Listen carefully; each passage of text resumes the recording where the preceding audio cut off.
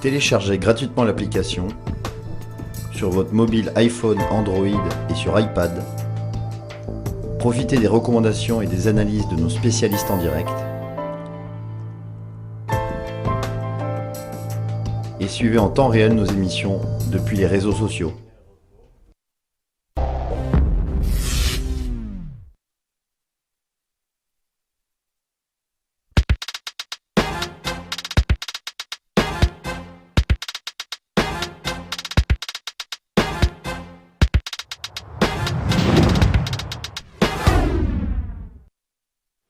Retour sur le plateau de Direct Investisseur. Nous sommes cette fois en duplex en compagnie de Vincent Gann. Bonjour Vincent.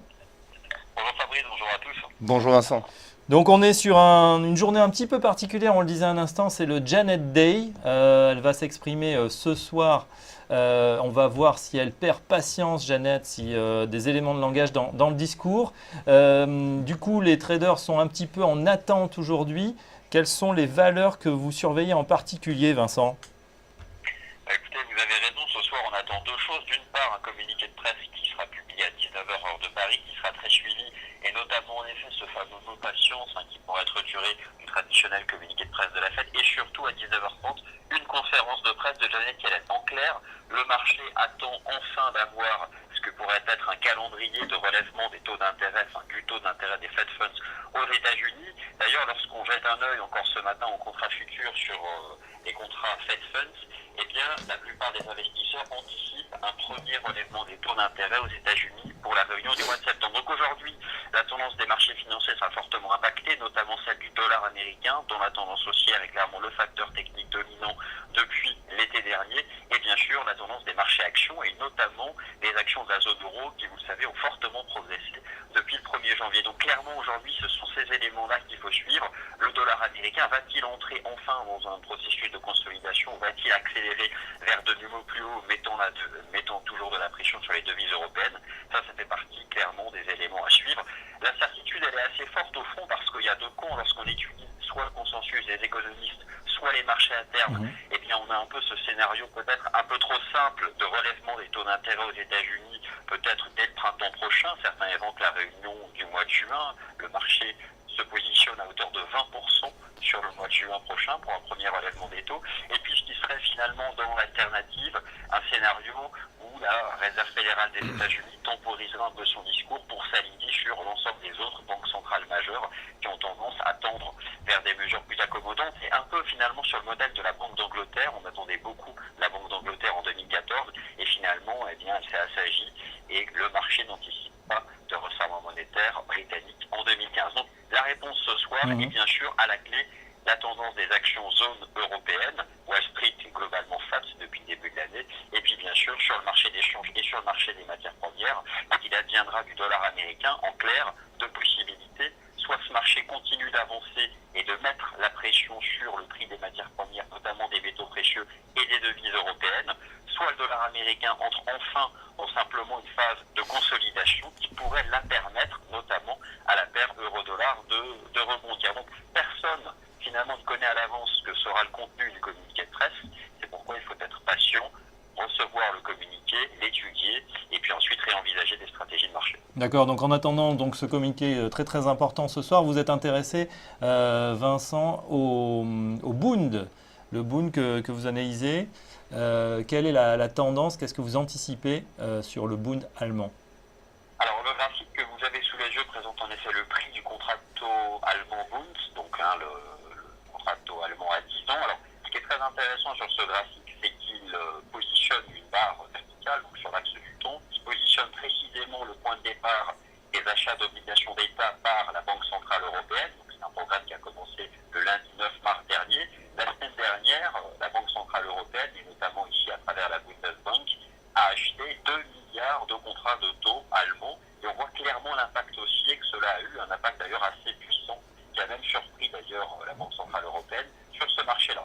Chaque semaine, la Banque centrale européenne, et en ce qui concerne le Bund de la Bundesbank, va se positionner à l'achat sur ce contrat de marché. Et moi, ce que j'anticipe ici, c'est un redémarrage de la tendance haussière de ce marché et la poursuite de la détente des rendements obligataires au sein de la zone euro. Pour vous répondre enfin précisément, le Bund, cette fois-ci en utilisant l'analyse technique, et c'est ce que montre le graphique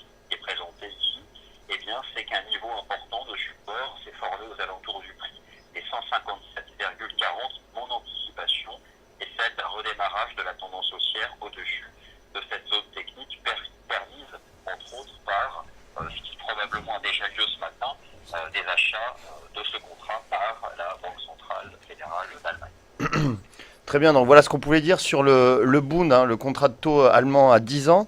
On va parler d'un indice, pas forcément connu de tous les investisseurs, mais particulièrement suivi par les professionnels, c'est le Stoxx 600.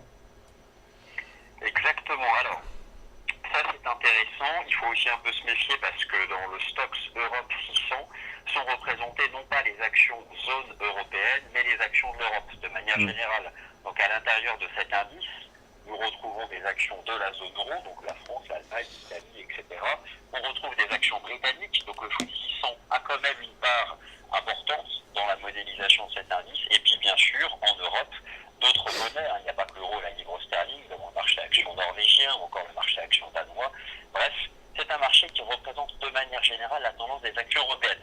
Ce que vous observez sur ce graphique de long terme, puisqu'il s'agit des bougies japonaises mensuelles, c'est une forte progression au premier trimestre 2015, en clair depuis le début de l'année, essentiellement permis aussi par la progression des actions zone européenne, parce que lorsqu'on étudie la progression par exemple du marché action britannique ou encore le marché action suisse, l'indice SMI, qui participe par ses composantes au calcul de cet indice, eh bien ces marchés n'ont pas forcément progressé. Le SMI est revenu plus ou moins au point de départ du choc de la Banque nationale suisse en janvier dernier, et le FTSE 600 britannique reste positionné sous ses sommets historiques. Donc ce qui est important, c'est que le niveau des 400 points sur le Stoxx Europe 600, c'est à la fois les sommets de l'année 2007, mais globalement ce sont les sommets historiques. Le niveau des 400 points, c'est le top de marché en 2000, le top de marché en 2007, et c'est un prix qui est à nouveau atteint ici au premier trimestre 2015. En clair, moi je ne serais pas surpris que lors des prochaines semaines, nous ayons à court terme une phase de consolidation,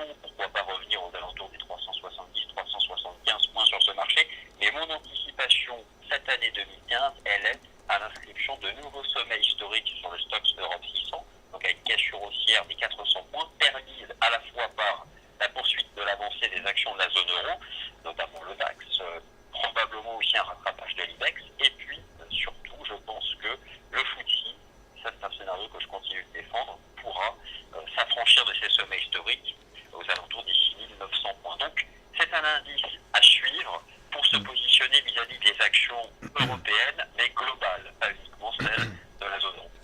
Alors justement, Vincent, quel est votre objectif sur le Stoxx 600 pour l'année 2015 quel niveau visez-vous?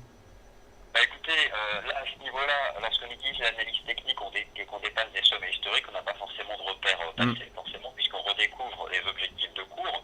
Mais moi, je ne serais pas surpris, vous savez, lorsque l'indice Eurostoxx 50 a dépassé les 3300 points, globalement, ce qui se disait en salle de marché, c'est qu'on pouvait anticiper une progression d'une dizaine de pourcents avant une temporisation. Et c'est ce qui s'est passé sur l'Eurostoxx 50 lorsque ce marché est passé de 3300 points à 3600 points. Donc, en clair, si nous devions au second trimestre 2015 franchir les 400 points ou au troisième trimestre, je dirais le côté timing est assez incertain, je pense que ce marché pourra rejoindre les 440 points à ce moment-là. C'est une cible théorique qui pourra être visée. Ok, parfait. Vincent, vous êtes toujours là? On termine par l'Eurostoxx 50? Ok. Ouais, vous êtes toujours donc haussier sur l'Eurostoxx 50 également? Alors l'Eurostoxx 50, oui, clairement, toujours haussier. Par contre, voilà, lorsque c'est un graphique qui présente les performances annuelles, donc entre la séance du lundi 16 mars, donc il y a déjà 2 jours. Pourquoi? Parce que depuis le lundi 16 mars, le marché action européen temporise, forcément, on prend des bénéfices avant le FOMC ce soir. Je pense que ce marché Eurostoxx 50, il faut toujours chercher à se positionner à l'achat, mais pas à n'importe quel prix, pas après 17% de progression annuelle. Et en ce qui concerne l'analyse technique, ce graphique présente un certain nombre d'éléments de chartistes, un canal haussier, un indicateur de tendance, la moyenne mobile à 20 jours, et je pense qu'une zone de prix comprise entre 3500 et 3600 points, et même finalement dès les 3600 points, me semble intéressante pour se repositionner dans le sens de la tendance. Mon objectif pour le second trimestre 2015, qui va s'ouvrir finalement peu après le FOMC, c'est de rejoindre les 3800 points sur ce marché. Très bien, merci beaucoup Vincent Gann, stratégiste de devise chez FXCM. Donc tendance toujours haussière, que ce soit pour le Bund, pour l'Eurostoxx 600 ou pour l'Eurostoxx 50. Merci Vincent, on se retrouve très prochainement pour de nouvelles analyses. Dans un instant, on va accueillir sur le plateau, en duplex par téléphone, David Linkman. C'est tout de suite sur Direct Investisseur.